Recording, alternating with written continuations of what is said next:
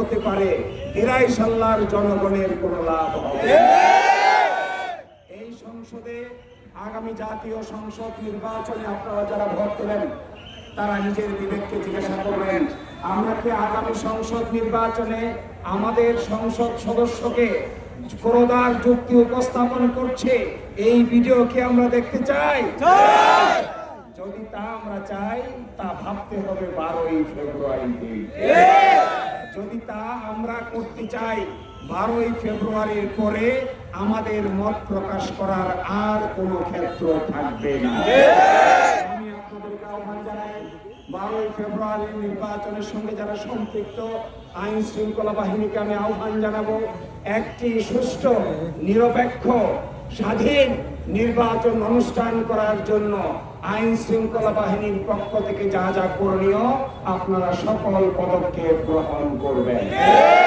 আমি মিলিটারি প্রশাসনকে বলতে চাই, যারা মিলিটারি প্রশাসনের দায়িত্বে এসেছেন, আমি তাদেরকে আহ্বান জানাবো, যে সেন্টারগুলোকে আপনারা ঝুঁকিপূর্ণ সেন্টার হিসেবে আখ্যায়িত করেছেন, ওই সেন্টারগুলোতে অন্তত নির্বাচনের 2 দিন পূর্বে মিলিটারি সদস্যদেরকে নিয়োজিত করবেন। আমি এটাও আহ্বান জানাতে চাই, নির্বাচনের পরিবেশ বিনষ্ট করতে পারেন যারা এখানে এই ধরনের বিভিন্ন থ্রেট দিচ্ছেন, মানুষের স্বাধীনতা খর্ব করার জন্য বিভিন্ন ধরনের থ্রেট দিয়ে মানুষকে ভয়ভীতি দেখাচ্ছেন, আমি আইন শৃঙ্খলা পরিস্থিতির লোকদেরকে বলবো, তাদের বিরুদ্ধে আপনারা উপযুক্ত পদক্ষেপ গ্রহণ করুন।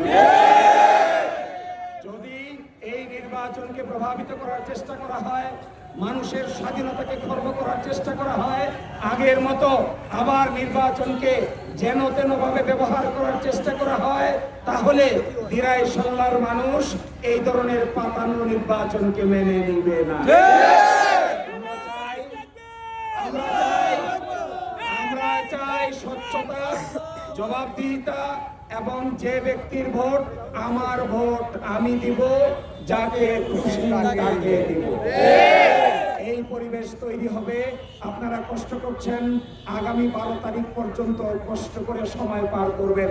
ইনশাআল্লাহ যে ঐক্যের পরিবেশ সৃষ্টি হয়েছে, যেভাবে ধনী দরিদ্র, মাওলানা সাহেব থেকে শুরু করে মন্দিরের পুরোহিত, মসজিদের ইমাম, একজন খেলোয়াড়, একজন প্রতিবন্ধী, একজন পেশাজীবী, একজন শিক্ষক, একজন কৃষক, একজন মুক্তিযোদ্ধা, একজন জুলাই যোদ্ধা যেভাবে এক প্ল্যাটফর্মে এসেছেন, এদেরকে ঠেকিয়ে রাখার স্বার্থ কারণ আমি মাঝে মাঝে শুনি এই সমস্ত জিনিস ভেবে অনেকেই উল্টা পাল্টা মন্তব্য করেন। আমি তাদেরকে আহ্বান জানাবো, ভাই, পুরনো দিনের এই রাজনীতি আর কেউ পছন্দ করে না।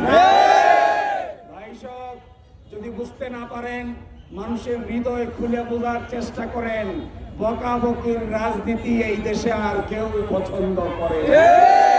আমরা চাই চাঁদাবাজি, সন্ত্রাস, দখলবাজি, টেন্ডারবাজির রাজনীতি এই দেশ থেকে চিরতরে দূরীভূত হয়ে যায়।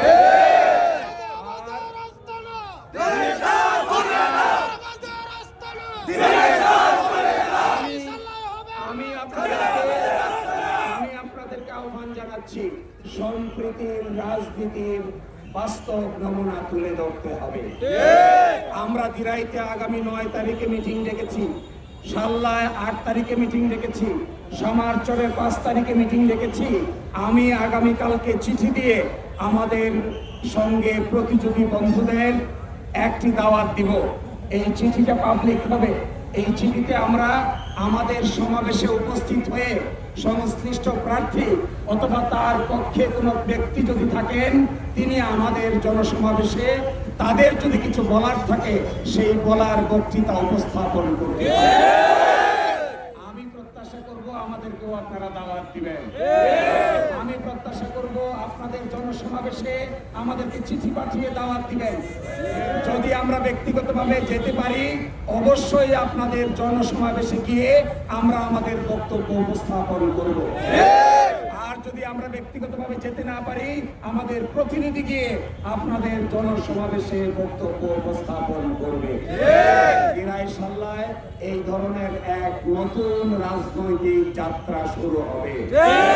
এই যাত্রায় আমরা একসাথে বন্ধুর মতো কাজ করব। আমরা কেউ কাউকে সম্মানে আঘাত করব না, ইজ্জতে আঘাত করব না, কাউকে অপমান করব না, কাউকে বেইজ্জতি করব না, কারো ব্যাপারে কটু কথা বলবো না, কাউকে ব্যক্তিগতভাবে আক্রমণ করব না। দিরাই সাল্লায় বাংলাদেশের ইতিহাসে নতুন রাজনৈতিক চর্চা শুরু হবে। আমি আপনাদেরকে অসংখ্য ধন্যবাদ জানাই। এই স্বল্প সময়ের নোটিশে আপনারা হাজির হয়েছেন।